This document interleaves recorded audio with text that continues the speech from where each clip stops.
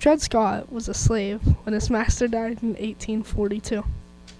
He was also married to a woman named Harriet Robinson, who was also a slave at Fort Snelling. They eventually ended up having 2 children, Eliza and Lizzie. When Dred Scott returned to his master, he died soon after. Not long after this occurred, Dred and Harriet attempted to sue the widowed slave owner, or wife of the dead slave owner. This court case was very controversial.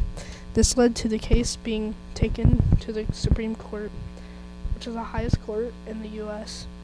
This led to the court siding against Dred Scott and his wife, stating that slaves did not have the right to sue.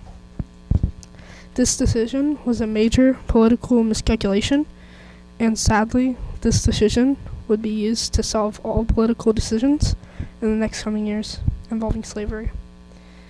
This decision widened the gap between North and South even further, which would eventually lead to war. This decision would also lead to the repeal of the Missouri Compromise. This document prohibited the owning of slaves from north of the parallel 3630.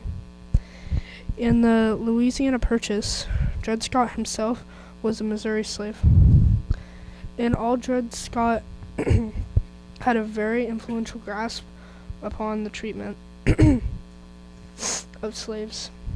He may have also sparked one of the biggest controversies in U.S. history, which was the treatment of African American slaves in court.